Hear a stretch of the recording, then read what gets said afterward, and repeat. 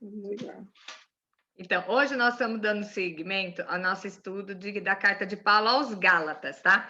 E é muito legal, por quê? Porque eu resolvi estudar os Gálatas, e na verdade, a minha ideia inicial era a gente estudar lá o final, que é o final de Gálatas, que ele fala do fruto do Espírito, tudo, né? E, gente, eu estou descobrindo tanta coisa legal no começo, que eu acho que estudar a Bíblia é isso, né? Você pensa que você já sabe tudo, que você conhece, e cada vez que você estuda, você aprende um negócio diferente, né? Então, o que, que acontece no nosso texto? Nós vamos falar hoje o capítulo 3 e o 4. Então, o que, que diz o seguinte? Paulo começou a dar uma dura nos membros, e a gente vai perguntar aqui por que, que ele estava dando dura. A primeira pergunta é: Paulo repreende em que termos? Então, eu vou ter que ler os textos para você ver o que estava acontecendo com eles, né? Ó Gálatas insensatos, isso é Gálatas 3, de 1 a 5. Quem vos fascinou a vós outros, antes cujos olhos foi Jesus Cristo exposto como crucificado? Quero saber uma coisa, ele está dizendo, quero saber uma coisa. Vocês foram salvos pela obra da lei ou pela pregação da fé? Então, ele ainda está discutindo aqui, porque ainda tinha uns que eram assim, porque é pela lei. E ele vai tratar nessa carta exatamente de que a salvação é pela fé e é pela graça, não é pela lei. Porque o judeu é muito agarrado a isso, né? Então, ele fala, sois assim insensatos, tendo começado no Espírito, quer dizer, a igreja recebeu o Espírito Santo, estava começando no Espírito, e agora vocês estão aperfeiçoando na carne? Terá sido em vão tantas as coisas que vocês sofreram? Se na verdade foram em vão, aquele, pois, que vos concede o Espírito, que opera milagres entre vós, porventura o faz pelas obras da lei ou pela pregação da fé? Então, ele está dando uma dura porque o povo parece que se encantou, não é pela fé que a gente é salvo, mas já estava voltando às tradições e às obrigações. E aí a gente fala assim, mas isso era só lá nas Gálatas. Mentira que isso acontece dentro das igrejas hoje, tá? Você começa a ver de uma forma que as igrejas começam a voltar a ser tão ritualistas e tão tradicionais que a fé e a graça acabam ficando de lado. Então, eles ainda estavam agarrados à lei, porque é muito mais fácil você se agarrar a coisas que você está vendo do que você se agarrar àquilo que você não vê. E a fé é a certeza daquilo que não se vê. Então, é muito mais fácil você achar que você é salvo se você usar uma determinada roupa, se você tiver abstinência de qualquer alimento, se você fizer algum sacrifício físico, você acha que você está sendo merecedor da salvação. E isso quer dizer que você está negociando com Deus, comprando a sua salvação. E a salvação é pela graça e pela fé, tá? Então, Paulo começa dando uma dura aqui, porque a igreja dos Gálatas, embora fosse uma igreja que estava sendo liberta, já tinha contato com o Espírito Santo, eles começaram a voltar às tradições. E hoje em dia nós vemos muita igreja assim, tá? Pergunta número 2. Em capítulo 3, versículo 11, Paulo menciona a máxima do evangelho. Qual é? De novo, Paulo vai falar que Gálatas 3:11 diz o seguinte: é evidente que pela fé ninguém é justificado diante de Deus, pela lei, porque o justo viverá pela fé. De novo, que eu li errado. É evidente que pela lei ninguém é justificado diante de Deus. Você não vai ser justificado pela lei seguindo os 10 mandamentos, seguindo a lei direitinho. Esquece, porque você não vai ser justificado, porque justo não tem nenhum. E se nós somos justificados é através de Jesus. E através de Jesus nós somos justificados pela graça, que é favor imerecido, tá? E ele fala: o justo viverá pela fé. Então, Paulo vai reafirmar aqui esse versículo, que o justo vai viver pela fé. E ele está tendo que falar para os Gálatas, e ele fala para mim e para você hoje, tá?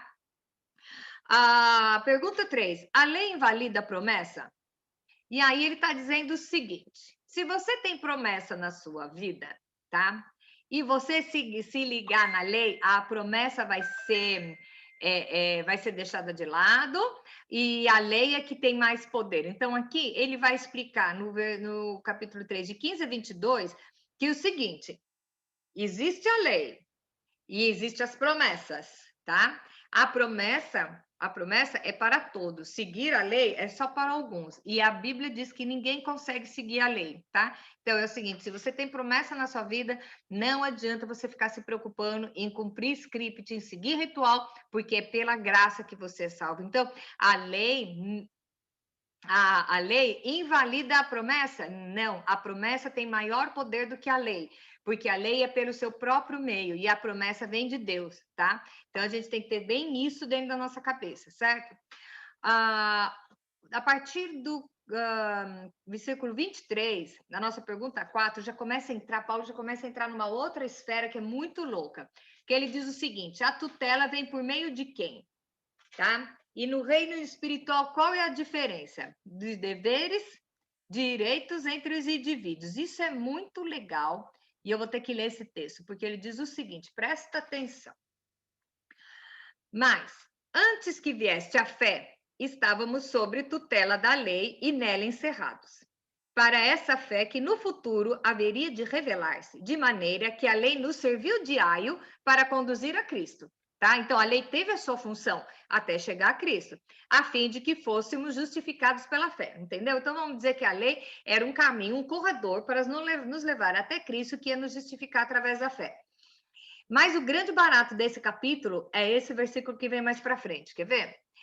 Mas, tendo vindo a fé, já não permanecemos subordinados ao aio. Pois todos vós sois filhos de Deus mediante a fé em Cristo Jesus, porque todos quantos fostes batizados em Cristo, de Cristo vos revestistes.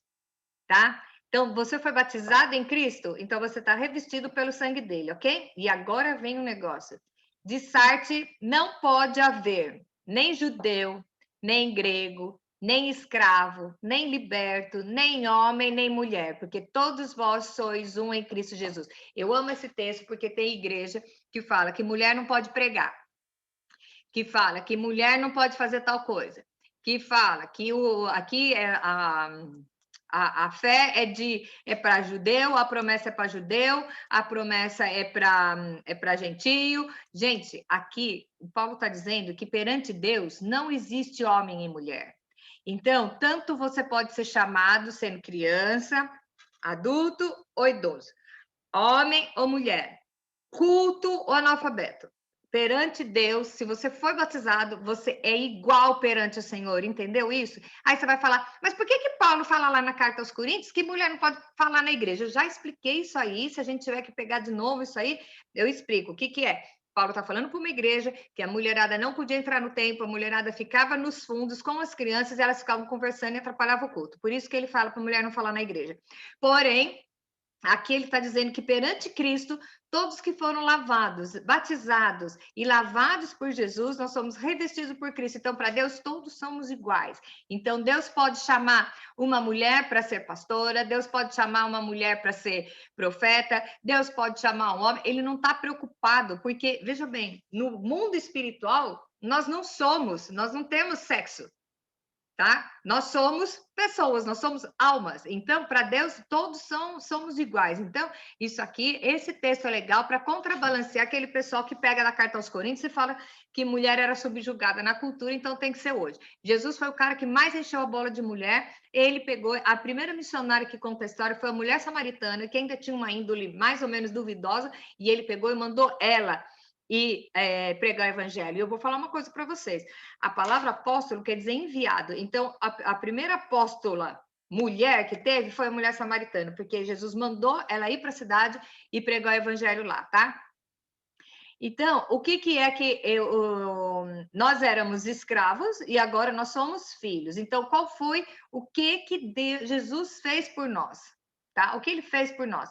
Ele nos colocou em nível de igualdade, todos nós, tá?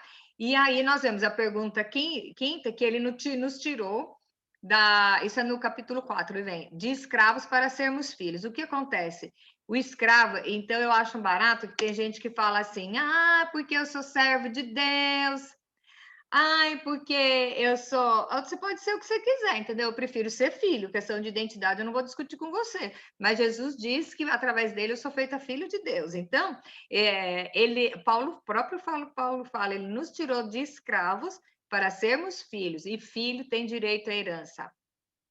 Tá? Não se esqueça disso, você tem direito às promessas, porque Jesus comprou você pelo sangue poderosíssimo dele, tá? Então, nós somos filhos de sorte, e ele fala, o último versículo, que é o versículo 7, ele só diz, de forte que já não és escravo, porém filho, e sendo filho também herdeiro de Deus. Isso serve para quê? Para você saber se posicionar no mundo terreno e no mundo espiritual. Serve para você saber qual é o seu papel, quais os direitos você tem e quais os deveres que você tem. Então, se você é simplesmente um escravo, você tem mais obrigações do que direitos, mas quando você é filho, você tem mais direito do que obrigação. Então, o que você é? Você que tem que decidir que papel você representa.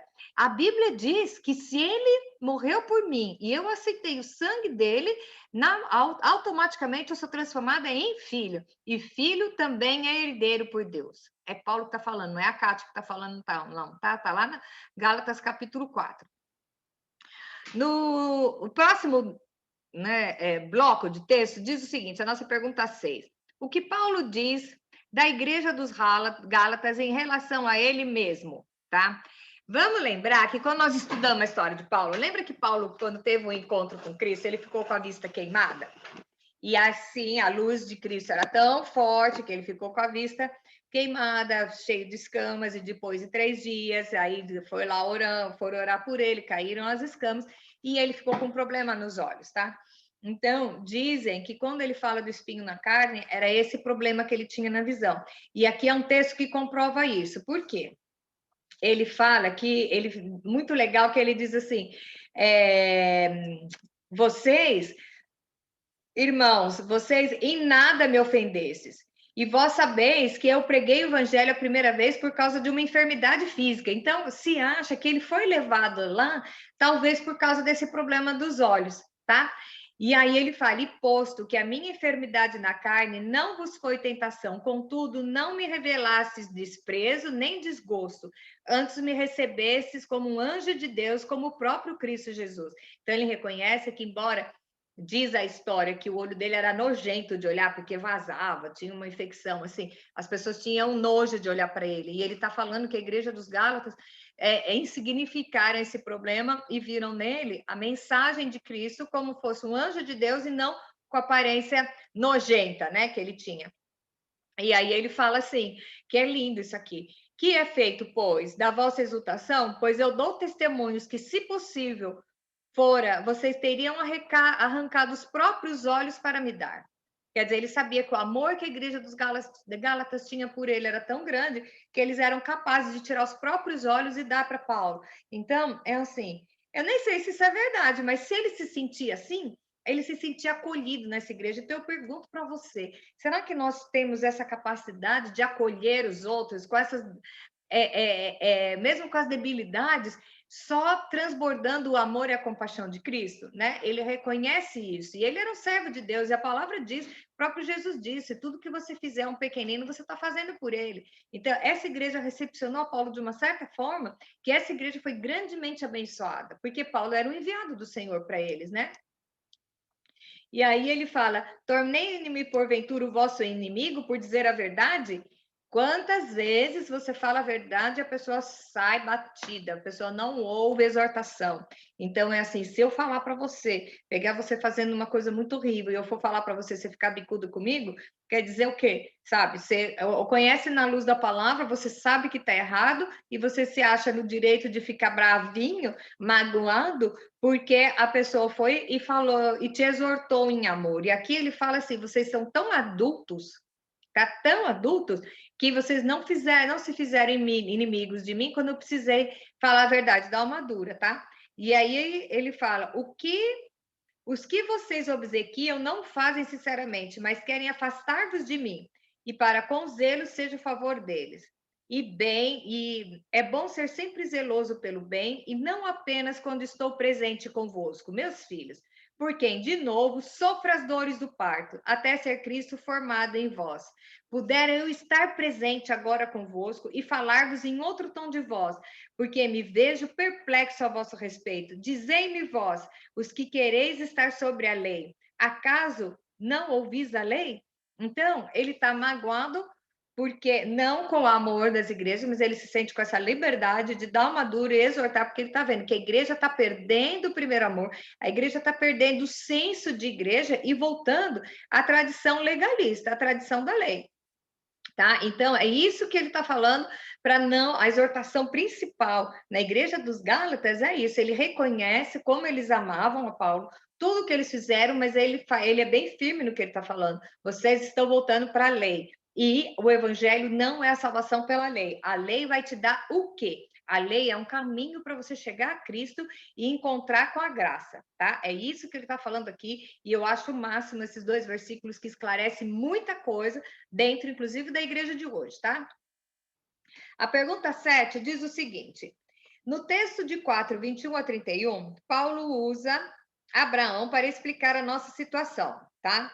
Explique. E aí, o texto é que ele usa Abraão para explicar que Abraão teve 2 filhos, um filho da promessa, tá? E o filho da escrava. Deus prometeu prosperidade para Abraão, certo? Então, ele resolveu meter a pata, certo? Nem vamos falar a história da Sara, né? Porque uma mulher em sã consciência que pega uma outra e bota na cama do marido, ela tem que apanhar, né? Acha que vai dar certo um negócio desse?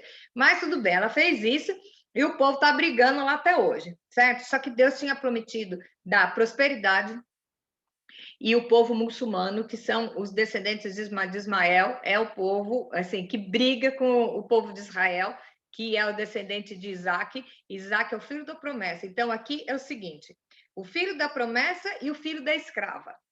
Tá? E o Paulo faz uma analogia para nós. O escravo é aquele que segue a regra, que segue a lei. O da promessa é aquele que é filho. Então, ele fala assim: você quer ser o filho da escrava ou o filho da promessa? Então, eu pergunto para você hoje: você prefere ser o quê? Filho da escrava ou filho da promessa? Você prefere ter que seguir todos o aio? Eu acho mais barato o aio, né? Porque aio é aquele peso que serve para ficar guiando, sabe, os carro de boi? Aquele negócio assim, que é aquele peso que serve para guiar. Você quer ser guiada por aquilo, né? Seria um cabresto, né? Acho que não, porque o cabresto vai na boca. Ah, não sei, é um negócio que vai aqui em cima, tá? Que é a canga, aquele negócio lá, né? Aquele que é o aio. Que o escravo usa, né? Ou você prefere ser filho da promessa? E ele está falando aqui: vocês já conhecem a promessa, já conhecem a fé, estão voltando a ser os filhos da escrava. Então, você vai tudo para o céu. Não estou falando que você vai para o inferno, você até vai para o céu, mas aí vai depender de que tipo de vida que você vai rolar aqui. Entendeu? Se você quiser ficar seguindo o script, carregando peso, frustrado porque você não vai conseguir, você vai pisar na bola, você vai errar de vez em quando. Você quer levar esse tipo de vida? Beleza, filha, o problema é seu. Agora, eu prefiro ser o filho da promessa, tá? Eu prefiro ser como Isaac, que tem as bênçãos e é herdeiro do seu pai, tá? Então, o que que acontece com o Ismael? O Ismael teve que se virar sozinho, só que Deus tinha prometido que ele ia ser próspero e ele foi e conseguiu. E diz a história que eles foram para uma região e quando a Agar estava vendo ele morrer de sede no deserto, ela foi para o canto, botou ele embaixo de uma árvore para esperar ele morrer, e ela foi para o canto e chorou porque ela não ia aguentar ver o menino morrer. E o anjo apareceu para ela e falou: não precisa chorar, porque o Senhor é contigo e é com o menino não vai morrer. E a Bíblia diz que nessa hora ela viu o poço. E aí depois diz a história que eles fizeram o quê? Eles começaram a vender água nesse posto e Ismael ficou rico. Porque Deus, ele tinha a promessa, tá, do pai, mas só que ele foi trabalhar pelos próprios custos, entendeu? E ele não tinha a herança do Isaac, tá? Ele não tinha a herança que o próprio irmão tinha, porque o irmão era o herdeiro e, no entanto, ele era escravo, ele teve que conseguir pelos próprios meios. Então, isso não estou dizendo para o mundo espiritual, que o espiritual estou falando para a crente, aqui todo mundo vai ser salvo. Eu quero saber, todo mundo é salvo, eu espero, né? Você quer ter que tipo de vida aqui? Que tipo de vida você quer ter aqui? Seguir as regras, o script ali e tá, ok, beleza. Eu prefiro pegar a vida, como dizem, né? Sentar, que a vida é uma viagem, eu quero sentar na janelinha para ver a paisagem. Entendeu? Vamos curtir a viagem, o caminho, né? Então, o que eu acho aqui? Esse texto, então, esses 2 capítulos, tá? Dois versículos que eu quero que não saiam da mente de vocês, que é o primeiro, que é: o justo viverá pela fé. Ninguém é justificado diante de Deus pela lei, tá? O justo viverá pela fé. E o outro, que é muito importante, que é o próprio Paulo falando que nós somos Tá no 29, no 28. Não pode haver judeu, nem grego, nem escravo, nem liberto, nem homem e mulher, porque todos vós sois um em Cristo Jesus. Nós somos um corpo só.